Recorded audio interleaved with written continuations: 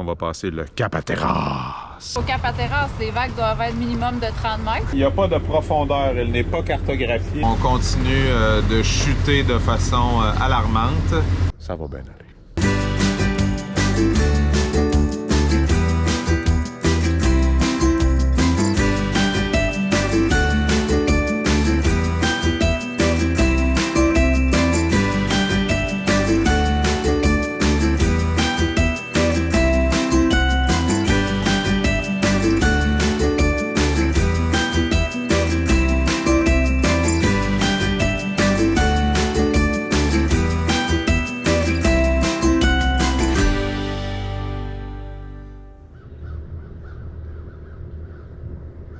On s'apprête à partir. Alors, dernière vérification du capitaine d'un peu tout, là, pour être sûr que tout se passe bien. J'ai un grand stress. Alors, j'ai vérifié, dans le dernier mois, on a exactement fait 3 jours de navigation sur 31. Alors, puis en plus, le bateau a été dans un stationnement pendant 3 semaines là-dessus. Alors, c'est sûr que... En tout cas, je sais pas si c'est comme ça pour tout le monde, mais moi, quand mon bateau n'a pas été dans l'eau pendant aussi longtemps que ça, on dirait que j'ai toujours un stress supplémentaire lors de la première navigation là, après, parce que je me dis toujours qu'il y a quelque chose qui va péter, il y a quelque chose que j'ai mal fait, de quoi que j'ai pas ouvert ou que j'ai pas fermé. Je suis obligé de dire là, que quand j'ai découvert là, il y a quelques jours que j'avais un de mes câbles d'acier, mon étai là, en avant, qui avait complètement détwisté, puis je m'en étais pas rendu compte, alors que je croyais avoir fait cette vérification-là. Clairement, je l'ai pas faite. Alors, évidemment que ce matin, je me demande est-ce qu'il y a d'autres choses dans le bateau qui ont été endommagées. Alors, on s'enligne ce matin pour 265 000 nautiques. 265 000 nautiques! Alors, on espère faire ça là, juste sur un dodo, là, mais c'est là qu'on va passer le Cap Hatteras. Cap Hatteras! Je suis pas capable de le dire autrement, c'est drôle, hein? C'est l'effet que ça me fait. Aussi connu sous le nom de cimetière de l'Atlantique, le Cap Hatteras a été le théâtre de plus de 600 catastrophes maritimes. Ses fonds sablonneux se déplacent si fréquemment que ses profondeurs ne sont simplement pas répertoriées, obligeant les navigateurs à frôler le Gulf Stream pour les contourner. C'est également là qu'a eu lieu la dernière bataille du célèbre pirate Barbe Noire, le capitaine du navire Queen's Anne Revenge, qui avait à son bord un équipage de plus de 300 hommes. Il fut vaincu en novembre 1718 lors d'une ultime bataille près du Cap Hatteras par le lieutenant Robert Ménard de la British Navy. Ça va bien aller. Oh oui, oh oui. Ça fait 10 fois que je me dis ça. C'est sûr que ça va être suffisant. C'est tout ce que ça prend. Il faut juste de la confiance un petit peu.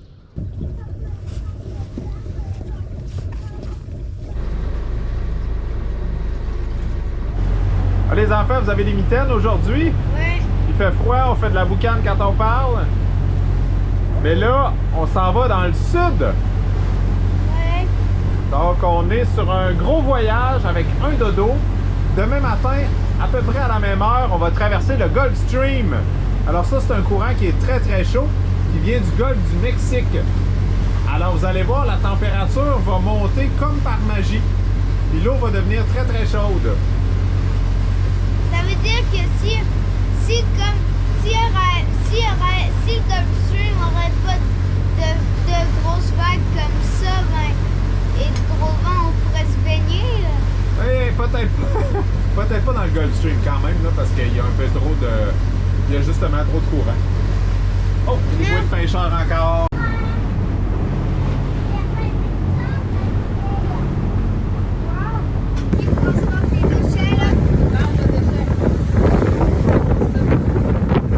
Alors, notre premier arrêt avant d'aller à Cap Hatteras va être Norfolk, où on va arrêter brièvement pour mettre du diesel et de l'eau.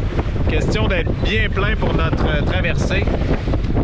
Bon, des affaires qui est plate d'être arrêté aussi longtemps à Deltaville, c'est qu'on va être obligé de faire un peu de millage. Là, les gens qui me connaissent savent que je suis incapable de supporter le fait d'être en retard. Puis là, j'ai l'impression d'être en retard de 2 semaines sur mon horaire.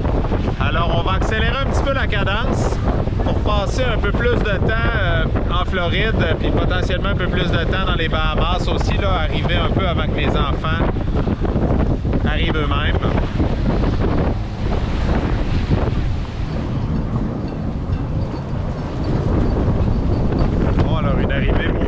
arrivé au Fuel Dock ici à Hampton. J'ai mis mon bateau de côté puis le vent m'a poussé sur le quai là, assez fort.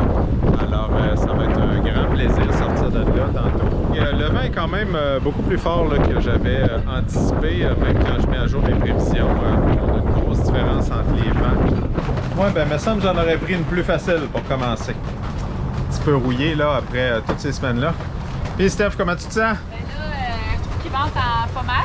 J'imagine qu'au Cap Hatteras, les vagues doivent être minimum de 30 mètres. Fait que... Quand même pas, là. J'ai regardé les prévisions autant comme autant, puis là, actuellement, on est 10 nœuds au-dessus des prévisions, ce qui va être parfait pour aller jusqu'à Cap Hatteras. Puis après, il est supposé tourner, puis ensuite mourir. Sauf que le problème, c'est que si on est rendu là, puis qu'il tourne pas, puis qu'il meurt pas, ben là, avec la Gulfstream, on va manger nos bas. On n'aura pas cette chance-là avec la famille. Ouais, je pense qu'on va surveiller les prévisions aujourd'hui, là, voir des mises à jour. Peut-être qu'on partira plus tard en soirée, mais on verra. On a décidé, après avoir pris une petite pause, là, on a fait une bonne sieste, tout le monde, ben, les adultes en tout cas, là. On a fait une sieste puis on a décidé d'affronter le Cap Hatteras. Alors là, on va reconfigurer le bateau avant de partir. Entre autres, on va enlever la table du milieu, on va se faire un beau lit là, comme ça les enfants vont pouvoir se coucher là, les adultes aussi. Ça va être bien le fun. Bref, on va transformer ça en un moment agréable en famille. On devrait arriver là-bas dans le coin de midi. Puis on va avoir le temps de voir si la météo est au rendez-vous, la météo qu'on espère. Puis bref, on va aller là en toute connaissance de cause. Puis ça va être vraiment cool. Puis après ça, on va se faire des t-shirts. On a survécu au Cap Hatteras. Ou notre couple a survécu au Cap Hatteras. Ça serait aussi un bon t-shirt. Yes, sir!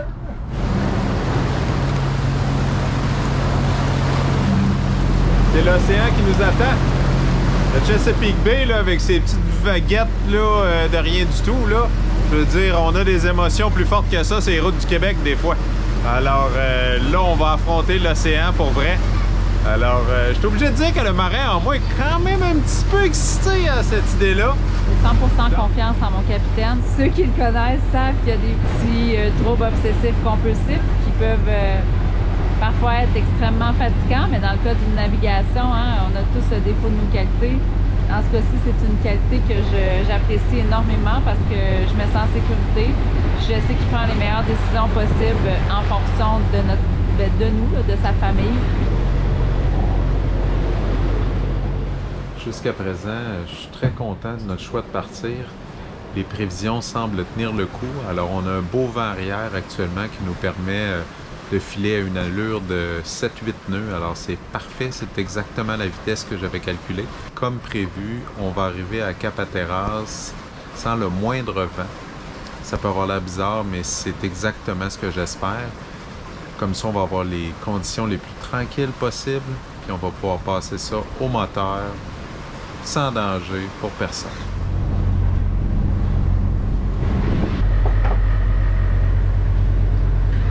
Vis-à-vis de Cap Hatteras. Ça fut une grosse épopée, là. Moi, j'ai fait 2 quarts de nuit, donc j'en ai fait un premier de 10h à 1h du matin, puis un deuxième de 4h à 7h. Puis toujours une demi-heure avant de terminer mon chiffre, j'ai fait un beau régurgie. Donc, malgré l'acétopolamine et tout, ce matin, je me sens un peu mieux, j'ai réussi à me reposer. Mais là, c'est Benjamin là, qui a été un peu malade. Le capitaine dort. Je le réveille quand on est rendu pour passer la pointe du Cap Hatteras. Je vais le laisser se reposer. Lui aussi a fait son chiffre de nuit. On a fait des 3 heures. Fait que, après un mois qu'on n'avait pas navigué, là, mettons que ça rentre au poste. On peut voir là, ici, là, ça c'est le Gulfstream, là, le courant qui remonte du golfe du Mexique, qui est très très fort ici. Et c'est là qu'il passe très près de la côte. Nous on est ici. Toute cette section-là ici, il n'y a pas de profondeur. Elle n'est pas cartographiée par la garde côtière américaine parce qu'elle change trop souvent. Donc, c'est là qu'on va essayer de ne pas se ramasser. Puis nous autres, ce qu'on va faire, c'est qu'on va passer, là, normalement, il y a 2 bouées. Une ici, puis une là. Donc, on va passer, là, juste là, ici, on va venir effleurer le Gulfstream, normalement. Puis après ça, on va repartir jusqu'à l'autre cap ici. Donc on va vraiment se trouver qu'à longer le Gulf Stream tout le long. Alors on est en vue du Cap Hatteras et comme prévu, on a les conditions météo auxquelles on s'attendait. Il fait soleil, il fait beau, il fait chaud, 19 degrés après une nuit glaciale. On est redevenu dans des températures agréables. Alors on voit au loin une bouée qui ressemble étrangement à la toupie de Tadoussac, qui est comme par hasard un des endroits les plus dangereux du fleuve aussi. Ça brasse tellement au Cap Hatteras, là. Le capitaine sait plus où donner de la tête. C'est panique!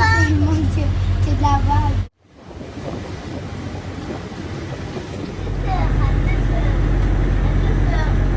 Alors le Cap Hatteras est derrière nous. Là, on va franchir le cap Lookout, qui porte bien son nom. Il faut faire attention parce que là aussi, les fonds peuvent être très dangereux.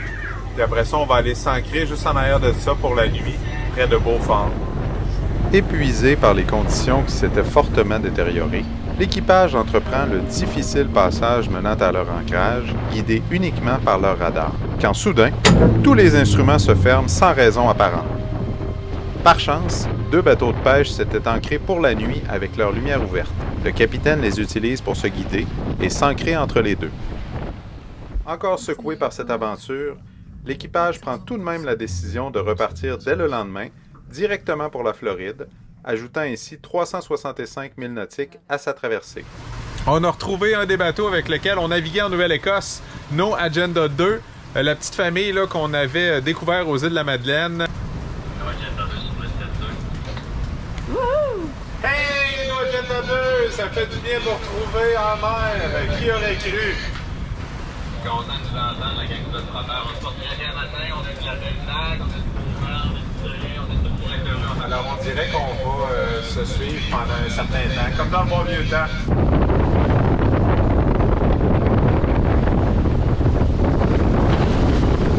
Là aujourd'hui, ça va très très bien. On est démarré avec des très forts vents qui ont baissé un petit peu là depuis, mais on file à vive allure. On n'a pas touché le moteur de la journée, donc ça va très très bien. J'étais très nerveux personnellement au début quand on est parti de Deltaville. Je me suis dit, hey, je vais avoir perdu mes repères de marin, comment ça va aller la famille et tout. Finalement, ça s'est super bien passé, tellement qu'on s'est dit, go, on part pour la Floride d'un coup. Le bateau, il est à angle, il est comme ça depuis 5 heures. Fait qu'à un moment donné, ben, tu te dis, ok, tu t'habitues, ton corps s'habitue. Mais c'est plus fatigant, par exemple. Tous tes muscles de ton corps sont constamment sollicités pour garder ton équilibre. J'ai des bleus partout. Mais c'est pas grave. Crif que c'est le fun. Puis il fait beau. Puis on a eu des spectacles de dauphins autour de nous. Là, comme dans les films, là, des dauphins qui sautent partout. Là. Ça a vraiment été trippant. Puis comme d'habitude, ça redonne du cœur au ventre à un peu tout le monde. Oh mon Dieu! Eh oui, on le voit, on les voit, regarde! Oh, oh mon Dieu! Wow!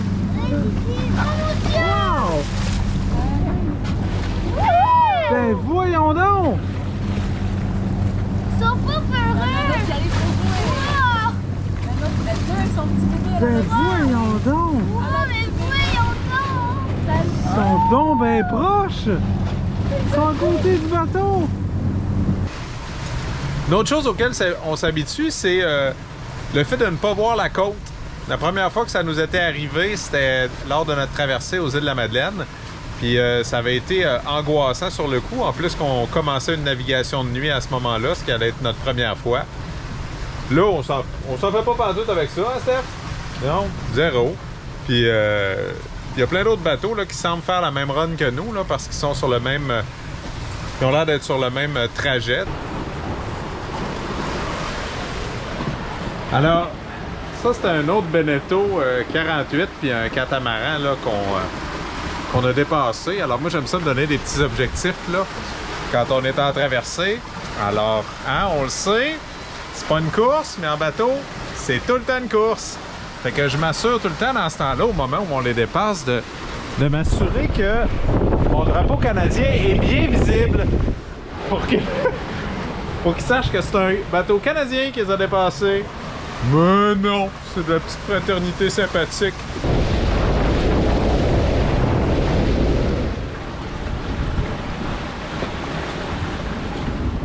On est dans la première nuit de notre traversée de 360 milles nautiques vers Fernandina Beach, en Floride. Puis j'ai commencé mon corps à 10 h et puis exceptionnellement, je me suis rendue jusqu'à 4h15 au grand bonheur de Dominique qui a pu dormir. Puis j'ai écouté vraiment des bons podcasts. Je fais rire. La lune était magnifique, les étoiles tout autant. Ça a été une super belle navigation en moteur, mais bon, c'est la vie, hein.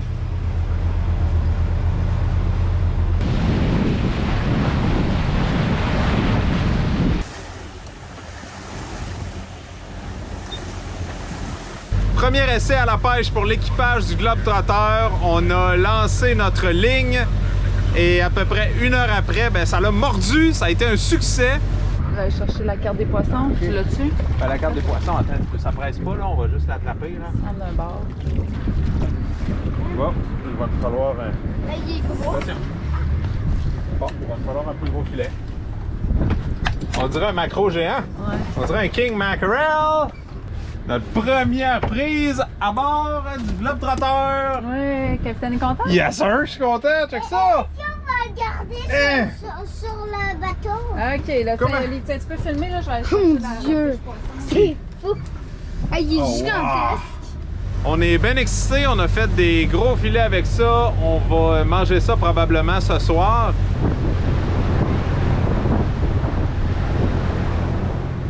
À la fin du 2e jour de traversée vers la Floride et là j'ai une petite inquiétude. J'ai fait mes calculs, refait mes calculs, refait mes calculs, comparé avec mes données statistiques et je trouve qu'on est un peu juste sur le diesel.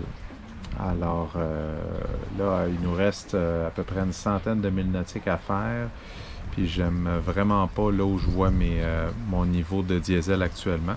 En plus de ça, mon téléphone satellite ne fonctionne plus. Il a décidé d'arrêter de marcher. Terminé. Alors je ne peux pas accéder à mes dernières prévisions météo. Alors je ne sais pas trop quelle sorte de vent on va avoir. Bonne nouvelle! On a maintenant une connexion Internet, ce qui veut dire qu'on est vraiment proche de la Floride. Alors normalement, on devrait arriver... vers 10 h à peu près. Là. Alors la première chose que j'ai fait, c'est de vérifier notre itinéraire, puis ensuite vérifier notre diesel. Alors on continue de chuter de façon alarmante. On va souhaiter qu'on va se rendre jusque-là.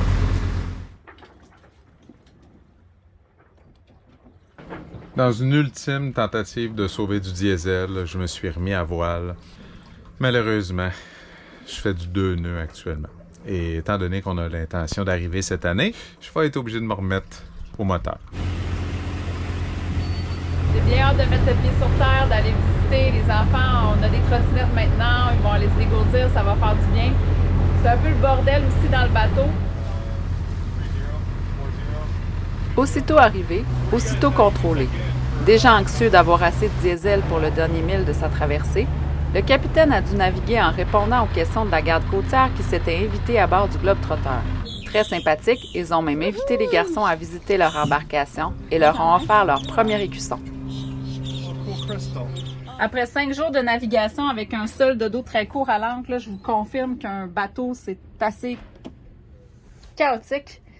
Donc, il y a de la vaisselle partout, il y a du stock partout. C'est sûr, on n'a pas beaucoup fait de voile dans les dernières journées, donc au moins, il n'y a pas trop de stocks qui ont revolé. Les enfants se sont fait une cabane en dessous du lit avec des livres. Donc, il y a du linge, il y a des jeux. On se ferme un peu les yeux en navigation, on a d'autres chats à fouetter. Ça va prendre plusieurs heures, là, ramasser ce bateau-là puis le remettre sur le sens du monde. On était dû? Je suis assez content d'être un fuel dock actuellement. J'ai jamais été content de même. Des palmiers! On est arrivé en Floride! Et je viens de mettre du diesel. Alors, c'est de loin la plus grosse facture de diesel que j'ai jamais payée. Il restait plus grand-chose. Mais mes calculs étaient exacts. On va aller s'ancrer un peu plus loin ici dans les marais. Les gens de la garde côtière nous ont confirmé qu'il y avait bel et bien des alligators qu'on pouvait observer.